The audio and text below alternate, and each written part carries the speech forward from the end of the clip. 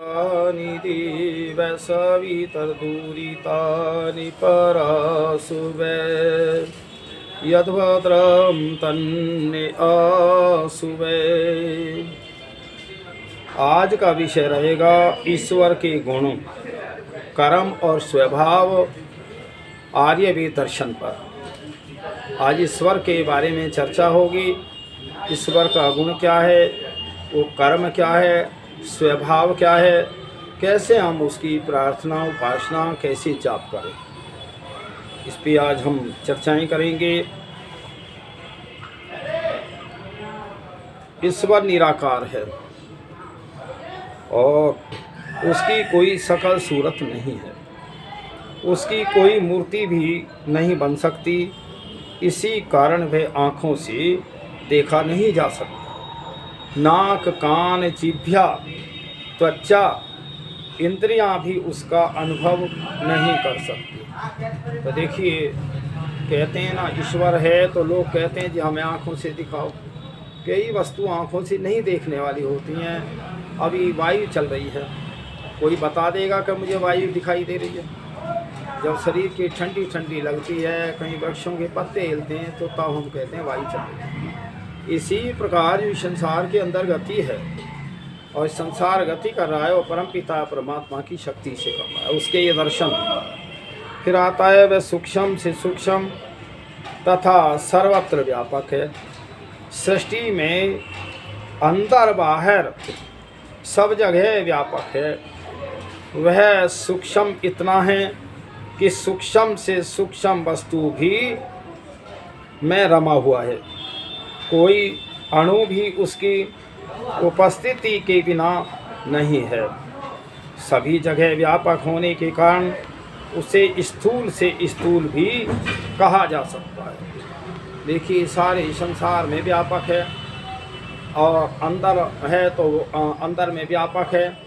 जब वो सारे संसार में व्यापक है तो हम सोचते हैं कि वो स्थूल भी दिखाई दे रहा है। इसलिए फिर आता है ईश्वर अंतर्यामी है। आत्मा और शरीर में बहुत सूक्ष्म पदार्थ है, परंतु ईश्वर उस आत्मा में भी विद्वान है।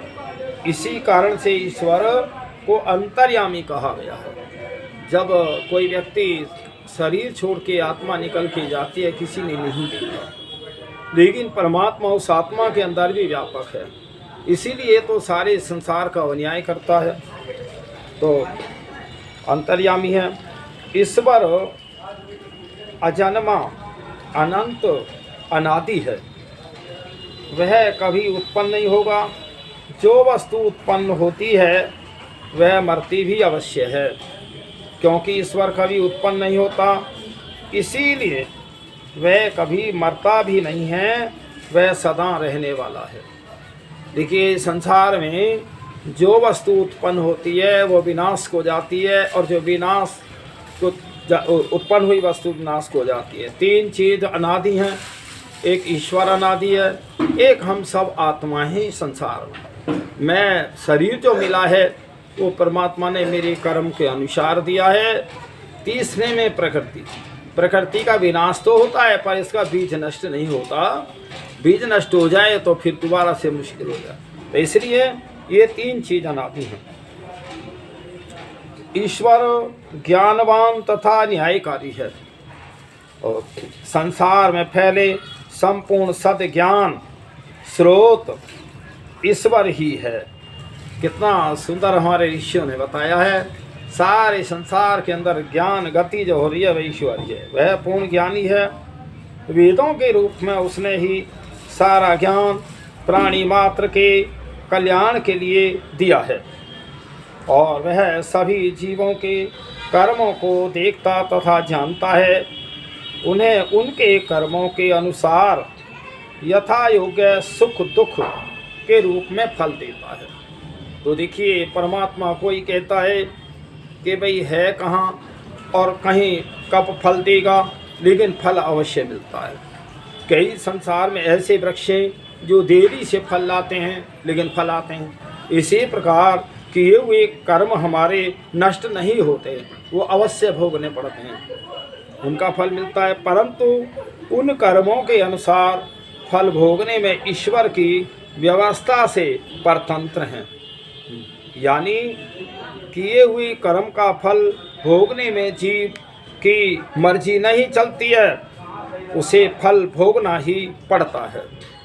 तो यहाँ सारी व्यवस्था उस परम पिता परमात्मा की है। उत्पत्ति और प्रलय करने वाला भी ईश्वर ही है, और सृष्टि की रचना करना, सभी जीवों को उनके कर्मों के अनुसार उत्पन्न करना तथा सृष्टि की प्रलय करना भी उसी के हाथ में है। ये सब व्यवस्था ईश्वर की है। ये इतना बढ़िया संसार दिखाई दे रहा है, एक दिन ये इसकी भी प्रलय होती है, इसकी अवधि है। ईश्वर आनंद स्वरूप है। देखिए एक बात सुनो, ये तीन चीज़ें हैं जो मैं कह रहा अनादिकाल से। ईश्वर जो है वो उसमें वो आनंद स्वरूप है, उसके अंदर आनंद ईश्वर में है। जीवात्मा के पास आनंद नहीं है। सत और चित्त दो गुण हैं जीवात्मा के। परमात्मा में तीन गुण हैं, सत, चित्त और आनंद। प्रकृति में तीन गुण हैं, सतोगुण, रजोगुण और तमोगुण। तो इसलिए प्रकृति को जैसा हम भोगते हैं, जैसा करते हैं, वैसे वो भी गुण देती है, वैसे ही हम कर्म में बनते हैं। ईश्वर आनंद स्वरूप है, उसके समीप जाने से आनंद प्राप्त होता है। जैसे सर्दी में ठिठुरते हुए को आग के पास जाने से सुख मिलता है, ईश्वर के जीव से समय या स्थान की दूरी नहीं है कि हमें कहीं जाना पड़ेगा ईश्वर के लिए। ईश्वर तो हमारे आत्मा में है। यह दूरी ज्ञान की है। पवित्र मन से उस ईश्वर का ध्यान करने से उसकी समीपता अनुभव होती है। फिर आता है ईश्वर दयालु है। बड़ा दयालु है वो ईश्वर। उसने दया करके ही अनंत पदार्थ हमारे सुख के लिए दे रखे हैं, जैसे वायु, जल, घी, अन्न, सब्जियां, फल, औषधियाँ आदि अनंत चीज़ें, वो गिन भी नहीं सकते। ईश्वर निर्विकार है। उसमें राग, द्वेष, मोह, लोभ, काम, क्रोध, अहंकार आदि विकार नहीं हैं। ये विकार मनुष्य में होते हैं, ये आत्मा के विकार हैं। ईश्वर में कोई विकार नहीं है। ईश्वर अनुपम है, उसके समान कोई दूसरा नहीं है। उपरोक्त गुणों को धारण करने वाला वह अकेला ही है। ऐसे गुण किसी संसार में अन्य प्राणी, किसी देवी देवता में नहीं हो सकते जो ईश्वर के गुण हैं। ईश्वर सर्वशक्तिमान है। उसे अपने दया, न्याय और सृष्टि की रचना, प्रलय आदि काम करने के लिए किसी की सहायता की आवश्यकता नहीं है। बिना हाथ पैर सहज में ही अपने सभी काम वह स्वयं ही कर लेता है। देखिए कैसी रचना है, परमात्मा का कैसा काम है। माँ के गर्भ के अंदर बच्चा है, माँ को ये नहीं पता लड़का है, लड़की है, स्वस्थ है, बीमार है, अंग सही है या नहीं है बच्चे के। तो वो रचना अंदर से ही परमात्मा की चल रही है। अभी जो जैसे हम देखते हैं बाहरी रचना, जैसे वृक्ष हैं, तो वृक्ष की रचना भी परमात्मा की उससे चल रही है। पूरा उसका विकसित होकर पेड़ निकलता है। अब आती है कि मनुष्य की रचना। मनुष्य मकान बनाता है, सैकड़ों प्रकार की उसमें कारीगरी करता है, ईंट बनाता, भट्टे में पकाता है, लोहा, सीमेंट इत्यादि सब वो लगाता है। और जब मकान बन के तैयार हो जाता है, खूब नक्शा बनवाता है, फिर भी देखने वाले ये कह सकते हैं कि इस मकान में यहाँ होता ये तो अच्छा था। इसलिए परमात्मा की सृष्टि में, परमात्मा की रचना में किसी मनुष्य के उस रचना में किसी ने ये नहीं कहा कि मेरा ये अंग खराब है। यह है परमात्मा की रचना।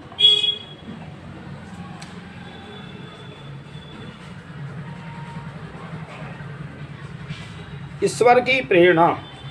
मनुष्य जब कोई अच्छा काम करने लगता है तो उसे आनंद, उत्साह तथा निर्भयता और महसूस होती है।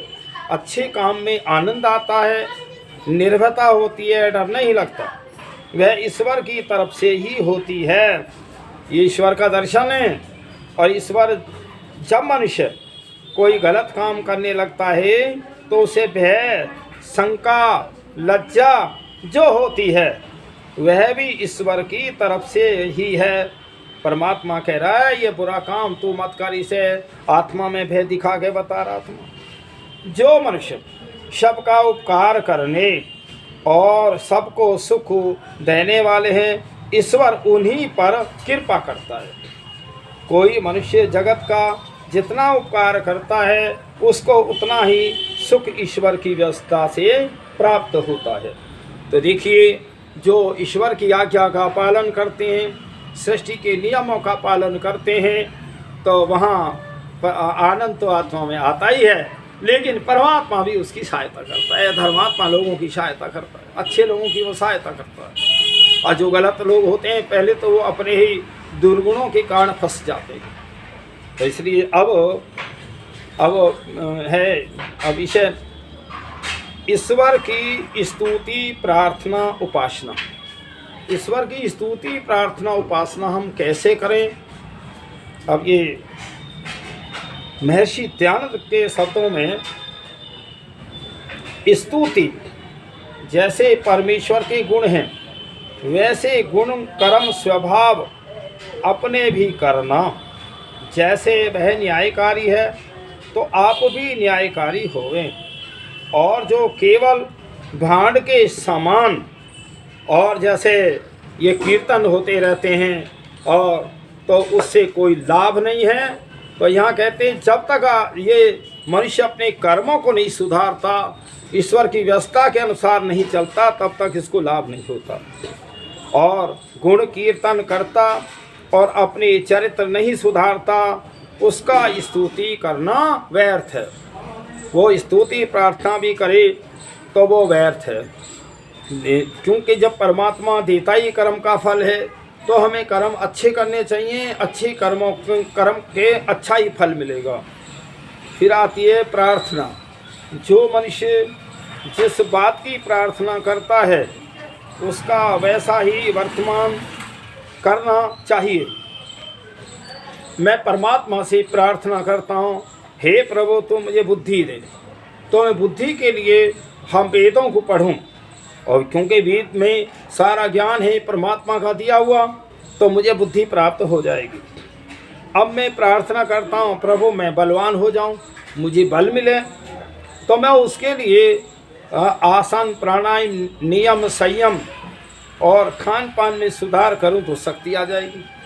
लेकिन आएगी तो ये मेरे कर्मों से ही।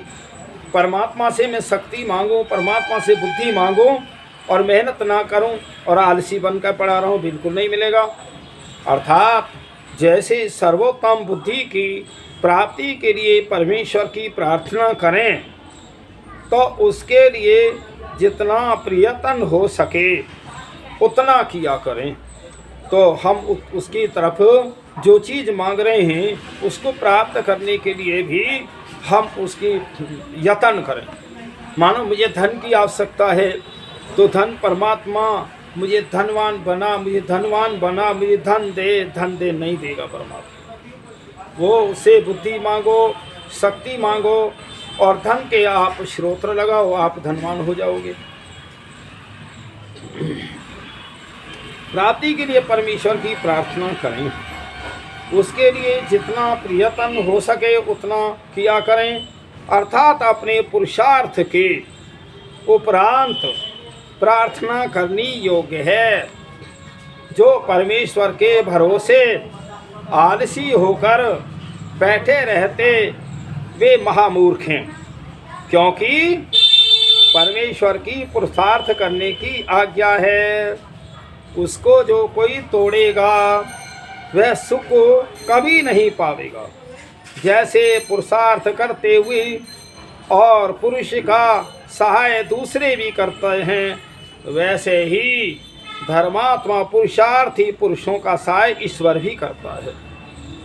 और जो कोई गुड़ मीठा है केवल ऐसा कहता है तो उसको गुड़ प्राप्त वे उसका स्वाद प्राप्त नहीं होता, और जो यत्न करेगा उसको शीघ्र ही गुड़ मिल जाएगा।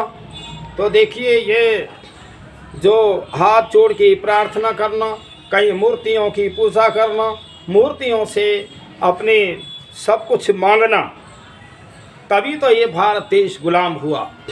और मैं तो ये चिंतन करता हूँ कि जब तक ये मूर्ति पूजा खत्म नहीं होगी, लोग ईश्वर को भी न जानेंगे, और ऐसे ही चलता रहा मूर्तिवाद, बिरादरीवाद, ऊंच नीच की भावना, तो वास्तव में मैं कह रहा हूँ हिंदू का पता नहीं होना है। इन्हीं कारणों से हम गुलाम हुए।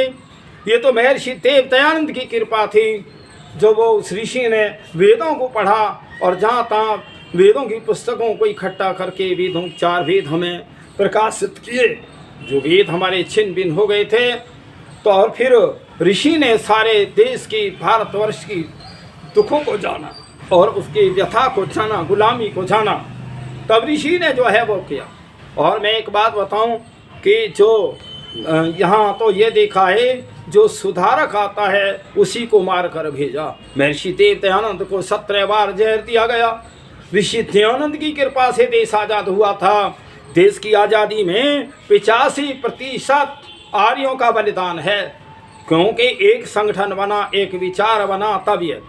अब मैं कहता हूँ हिंदुत्व की बात, हिंदू के हजारियों मंदिर, हजारियों मूर्तियाँ, हजारियों विचारधारा, हजारियों बिरादरियाँ, हजारियों को जब बटा हुआ है तो कैसे संगठित हो जाएगा।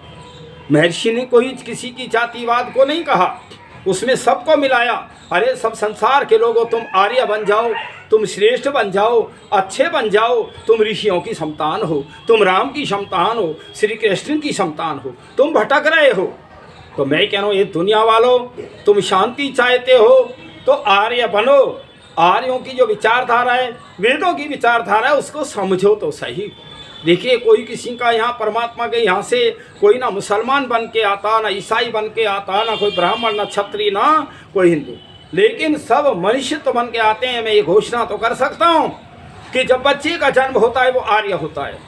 आर्य से अनार्य जो बनाया जाता है और यहाँ बनते हैं, तो ये सब जो है अलग अलग जो क्षमताएँ उसके कारण से बनते हैं। शिक्षा सही ना होने के कारण, शिक्षा वेदों की ना होने के कारण, तो इसलिए मानव भटक रहा है। इस संसार के लोगों, तुम ऋषियों की बात को मानो, तुम वेदों को पढ़ो तो सही, ईश्वर के बारे में जानो तो सही।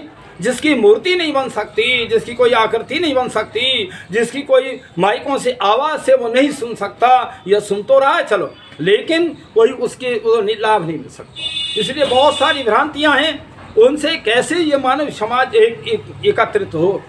ये सारी बातें छोड़ो। देखिए, संसार के लोग एक ही बात अपना लें। महर्षि देव दयानंद ने कहा था, सब सत्य विद्या, और जो विद्या से जाने जाते हैं पदार्थ जो है वो वेदों से जाने जाते हैं, और सबको सत्य को ग्रहण करना चाहिए और असत्य को छोड़ना चाहिए। कल्याण हो जाएगा सारे विश्व का। उपासना, जब उपासना करना चाहें तब एकांत देश में जाकर आसन लगा, प्राणायाम कर, बाहर विषयों से इंद्रियों को रोक, मन को नाभि प्रदेश में व हृदय कंठ में शिखा आदि पीठ के मध्य हाड़ में किसी स्थान पर स्थिर कर, और अपने आत्मा को परमात्मा का विवेचन करके परमात्मा में मग्न हो जाएं। ने से संयमी हो में।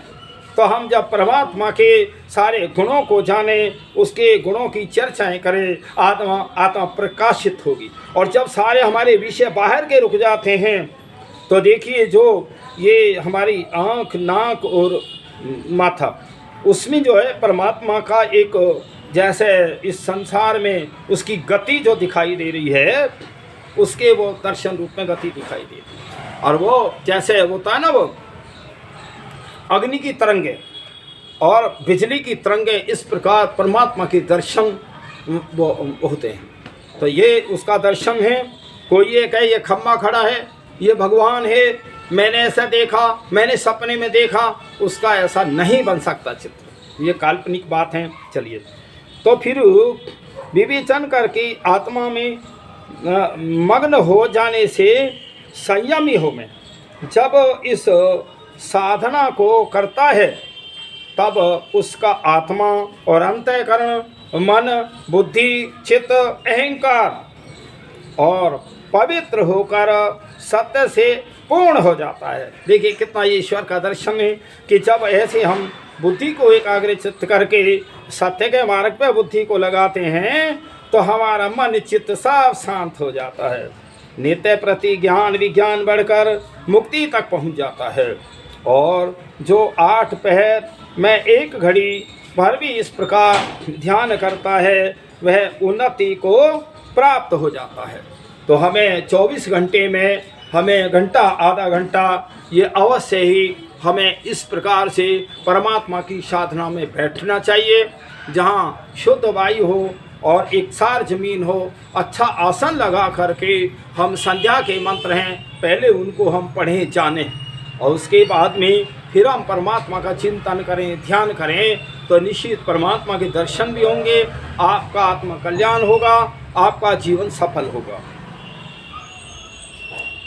जैसे शीत से आतुर पुरुष का अग्नि के पास जाने से शीत निवृत्त हो जाता है, वैसे परमेश्वर के समीप प्राप्त होने से सब दोष छूटकर परमेश्वर के गुण कर्म स्वभाव के सदृश जीवात्मा के गुण कर्म स्वभाव हो जाते हैं। देखिए आप संसार में जैसे मनुष्य की जैसे की संगति करते हैं वैसे गुण आप में हो जाते हैं। जब आप परमात्मा की संगति करेंगे, उसके गुणों को जानेंगे, उसकी प्रार्थना उपासना करेंगे, अपने आत्मा का सुधार करेंगे, अपनी बुराइयों को छोड़ेंगे, निश्चित आत्मा का कल्याण होगा। तो इसीलिए परमेश्वर की स्तुति, प्रार्थना और उपासना अवश्य करनी चाहिए।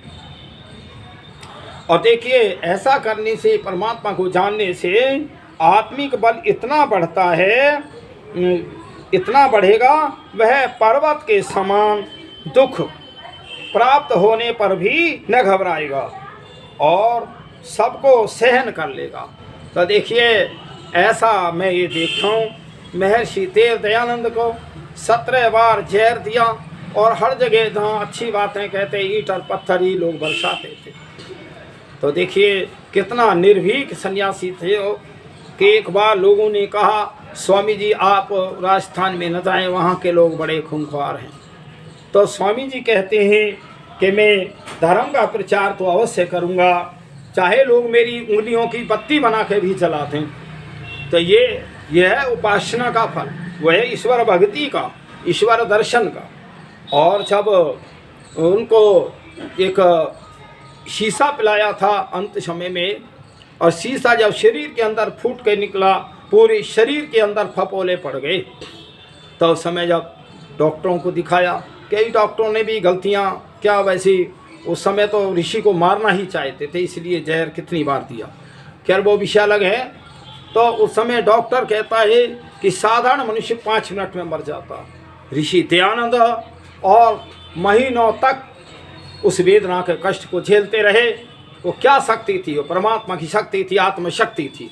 तो इसलिए परमात्मा की भक्ति करते हैं, उसके गुणों को जानते हैं, बुराइयों से अलग होते हैं, तो आत्मिक बल इतना बढ़ जाता है कितना भी कष्ट आए। तो मैं अभी कह रहा था फिर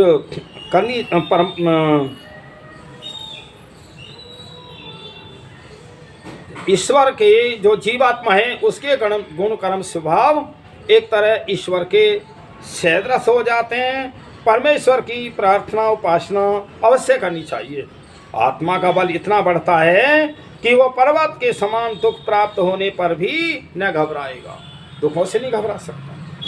फिर आता है अंतःकरण की 4 वृत्तियां हैं, मन, बुद्धि, चित्त, अहंकार।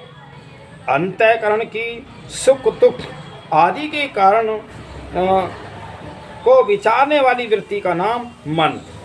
इंद्रियों के द्वारा बाहर वस्तुओं का ज्ञान प्राप्त करने की वृत्ति का नाम बुद्धि है। और व्यापार और संबंध में विचारने का नाम चित्त है। ये जो हमारे तरह तरह के विचार आते हैं वो चित्त से आते हैं। और अपनी सत्ता तथा अपने से संबंधित वस्तुओं को अपना जानता हुआ और प्रकाश करता है, इस वृत्ति का नाम अहंकार है। अहंकार का क्या आया है, मैं ये सोच रहा हूँ मैं इस मकान का मालिक हूँ, मैं इस दुकान का मालिक हूँ, मेरे पास इतनी ज़मीन है, ये अहंकार है। और देखिए मुझे ये सोचना चाहिए कि ये सारी वस्तुएं, सारी चीज़ें, मैं इनका मालिक नहीं हूँ, मालिक तो एक परम पिता परमात्मा है। ये तो मुझे अहंकार और घमंड है। अब आता है उस परमात्मा का, परमेश्वर का नाम स्मरण। कैसा उसका नाम स्मरण जाप करें, ईश्वर के गुणों का विचार करके उन पर आचरण करना तथा ईश्वर की आज्ञाओं का पालन करना, और ईश्वर का नाम स्मरण तथा जाप है। और पिता पिता का वही पुत्र है जो उसके सद्गुणों का अनुसरण करता है। देखिए हम संसार में देखते हैं कि पिता का पुत्र वही कहलाने का अधिकारी है जो पिता की आज्ञा का पालन करता है। इसी प्रकार वो परम पिता हमारा पिता है, तो हमें उसकी उचित आज्ञाओं को मानना।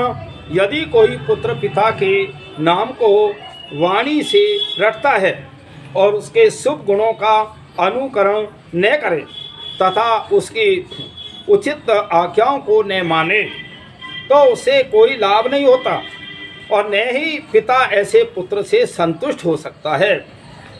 तो ठीक ऐसे ही परमात्मा का वाणी मात्र से, नाम से लेने से कोई लाभ नहीं है।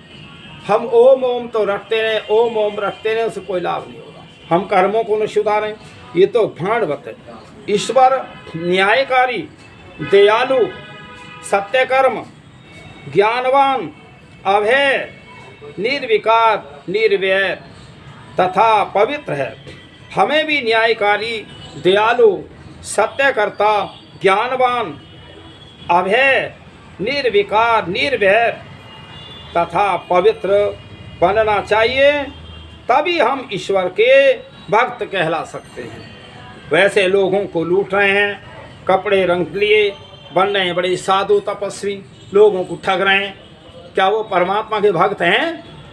वो परमात्मा के नाम की भक्ति से दुनिया को ठग रहे हैं। आता है ईश्वर, आप हमको ऐसा गलत मार्ग से हटाकर और शन मार्ग पर ले चलिए, और अविद्या अहंकार को छुड़ाकर विद्या रूप सूर्य को प्राप्त कीजिए, और मृत्यु रोग से बचा करके मोक्ष के आनंद रूप अमृत को दीजिए। परमात्मा से प्रार्थना करनी चाहिए, प्रभु मेरे बुराइयों को दूर कर दे, अच्छाइयाँ मेरे में भर दे, मैं उपकार करता रहूँ, मैं मोक्ष प्राप्त करूँ। मोक्ष ऐसे नहीं मिलेगा, ना कोई परमात्मा ऐसे दे सकता, तुम्हारे कर्मों से ही मिलेगा।